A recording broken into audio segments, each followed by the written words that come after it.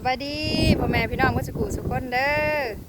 ทั้งนอกประเทศและในประเทศและต่างประเทศเนาะพี่น้องวันนี้เฮากาจะได้พาพี่น้องมาเบิ่ง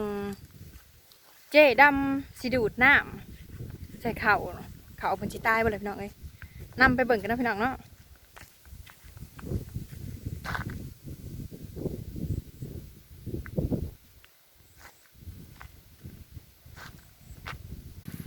นำมาพี่น้อง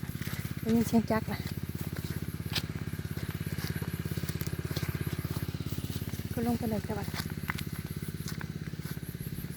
หกพี่น้องเอ้ยพี่น้องแคทท้องซ้ายอยู่พังพุดละรถจักรข้าประจอดอยู่โน่นโจรมาสิบหลักไปสำเนาะ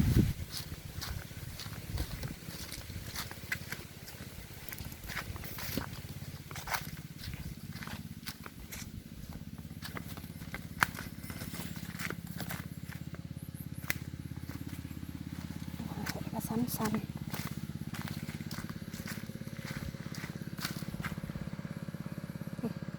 ดูดอยู่บ้างนะว่าจะขึ้นทางเลยกันไปลงทับบ่เกือบเป็นตกตะพังหวยพี่น้องเลยขาวเจดำสีตายเลยพี่น้องเอ้ยมือน่ะเพิ่นบาบ่เพิ่นดูดชนะเพิ่นอยู่โน่นพุ่นดูดอยู่น้องอันนี้ดูดอยู่หวยเนาะน้ำกระไรเติบได้ใส่น้ำพี่น้องเลยก้อนไม้ก็เคี้ยวทะนออยากกินแกงหน่อไม้ได้บ้านเลยอุ้ยปลาบ่เบี้ยอยู่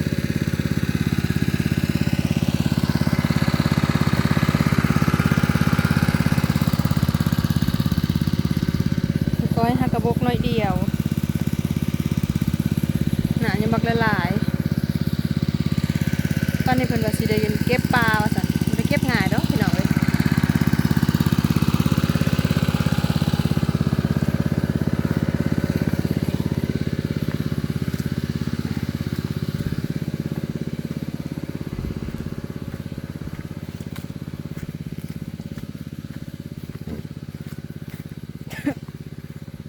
ชายยางกับหัว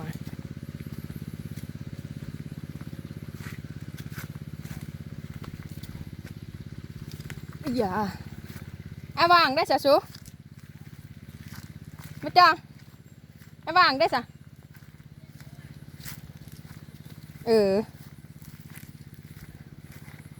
มึงน้ำมาดูดน้ำนะป้านนี้เอาวางมาสิได้เก็บปลาสันเลยดูดซ่องมือกับไปเก็บอ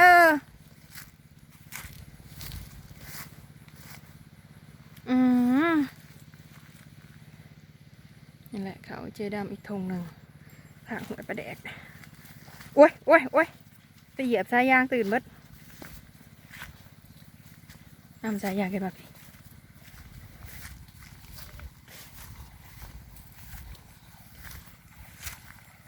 ซูชิได้ต่อสายยางขึ้นฝุ่นได้นี่เนาะ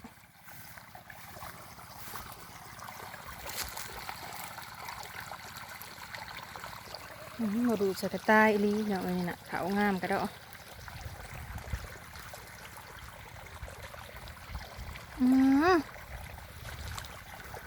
ขึ้นมาข้ามให้กว่าใครไปกินสมเลยน่าเจดำตรงนี้โอ้ยน้องแคทกระนังตะโปดอยู่เทิงเทียงพูนโอ้เจ้าเป็นเพิ่นเห็ดอีหยัง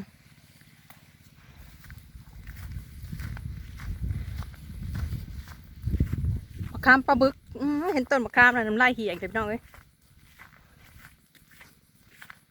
กินสมจนปากโพง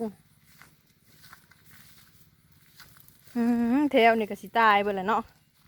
ก็บดูใส่กระต่ายลีได้นี่นะ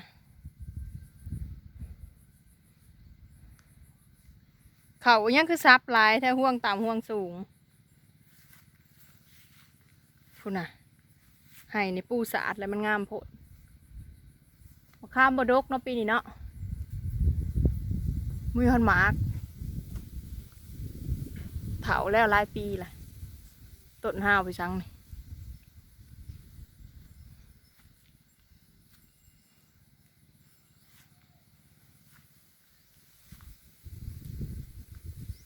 อันนี้อีกบ้านหนึ่งอันนี้ใกล้ๆกันกับบ้านน้ำมงแหละบ้านน้องสโน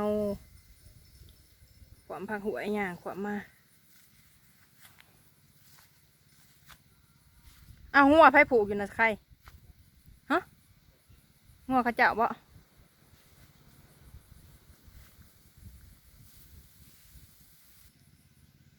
มาเบิ่งจูบน้ำมาใส่เขาขึ้นมะขามใหายพี่น้องบ้านนี่เห็นต้นมะขามผ่านน้ำลายแตกอยากกินโอ้เทิงโอ้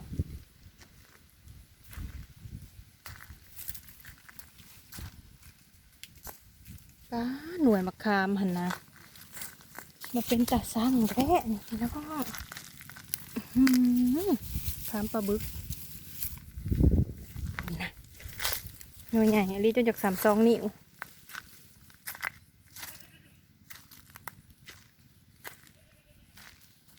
ถิ่มลงมาโลด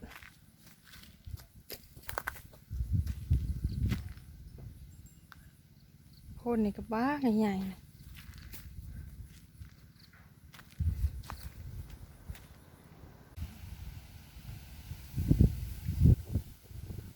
เห็นบ่หน่วยมะขามน้ำลายยั่วน้ำลายหน่วยบักใหญ่ๆนะมาเบิ่งข้าวดูดน้ำมาเจอมะขามเถาหน่วย52 นิ้วนี่พี่น้องเอ้ย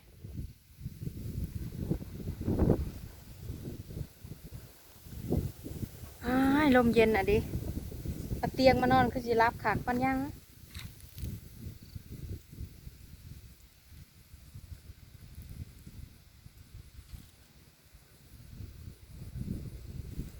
บรรยากาศชุ่มฉ่ำสิได้ขวามเมื่อละบาทนี่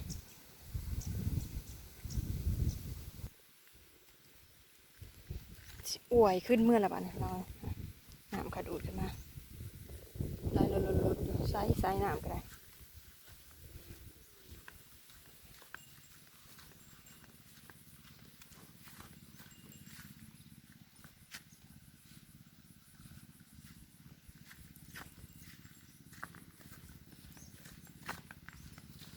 จึงได้การจะเพิ่มเบื่อเพิ่มสั่งกันเด้อพี่น้องขอฝากแน่ขอฝากอีกจากซองเนี่ยนี่อบอกใจทานผู้ชมผิดพลาดได้ก็ขอโทษขออภัยเนาะอันนี้ก็เบ้น้องแคทอะไรจ้ะเอ้าสิขึ้นเทียงเลยเทียงเพิ่นอีกรังหนึ่งอยู่หน้าทงนี่เอาเบ้มาเลี้ยงน้ำ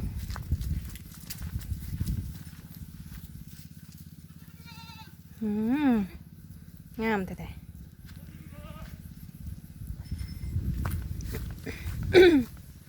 เขาก็จะได้เมื่อละบาทนี่ลงทางไหนเนาะลงทางมันบ่ซ้ำนี่แหละกิ่งตกกระลุมจะมีผู้เห็นได้นี่มาเพียวสัมเข้าไปอยู่ต้นขามพออึบเขาจะมาเก็บปลาเอาเบิ่งเขาว่าน้ำยังเต็มหัวอยู่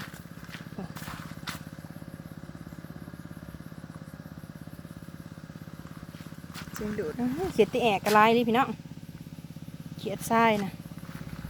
เต้นดองแดงดูนะข้าวตะกี้อีชุมเฮาอุ้ยตื่นได้หนูว่างู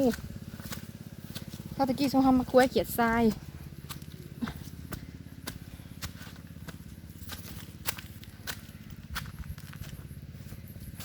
อ้าวเป็นสายพอน้องมิน สบายดีอยู่ใกล้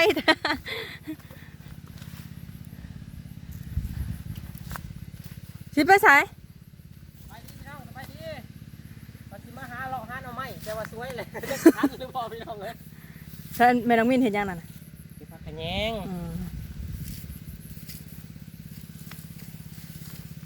ตีน้ำจะบกแน่แล้ว ด้วยยังบักลายฮะกัลงน้อย น้ำลายเลย ฮอดแล้วพี่น้องขี่รถจอดไว้เทียงเจดำได้กดน้องไปเลย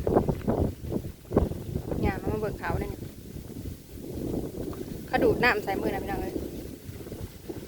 ถ้ากระสื่นๆอะไรจักหน่อยนะดินยังชุ่มๆเย็นพี่น้องเลยลมพัดบีต้นเขาไห้ได้มันสูงกับสิปูสาดละล่ะพอเนื่องลงละ ดมแห้งโคตรสุกเหลืองเต็มถุงนาพี่น้องเอ้ยสะออนเด้บรรยากาศบ้านนาเฮา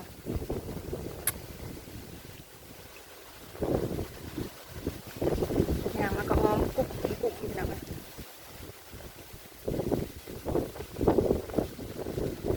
ไปเบิ่งเขาดูดนะได้ทำมะขามเขายังบ่ทันขวามมาดอกยันมือแรงพุ่นเด้อถือเขาเอาไปกินน้องแคทกับปัวเพิ่นถือเขาไปกินอยู่เที่ยงหน้าเพิ่น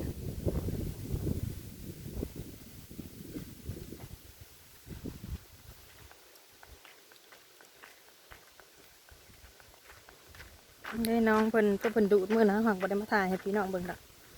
เลยน้ำกับบกพี่ได้การมันพี่น้องเด้บกบักลายเติบเพิ่นไปดูดหวยใส่ตรงนั้นนะใกล้หวย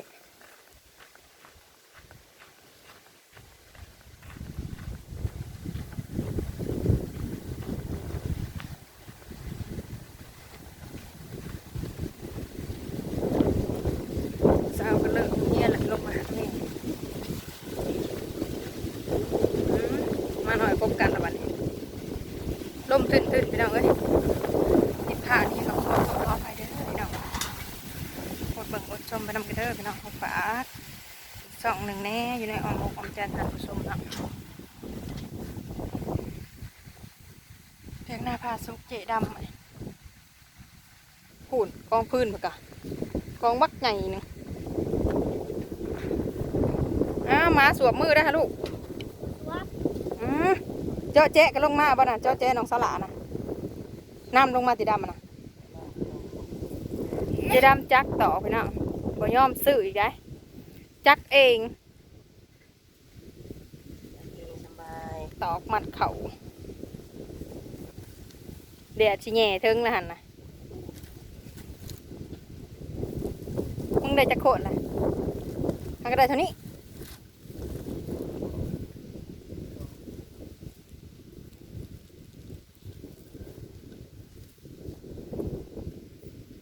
อีหลานะกินข้าวน้อยเดียวมากินขนมไข่ก่อน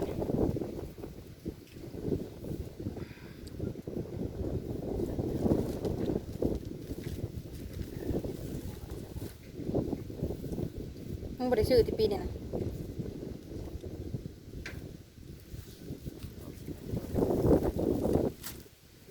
บกขากบ่น้องบ่าวบอยเพิ่นดูดมือนั่นนะมึงบ่ได้ส่องบ่หัวชิงไข่งามมาดิเนาะหมักบวบเบิดคักแล้วเฮ้ย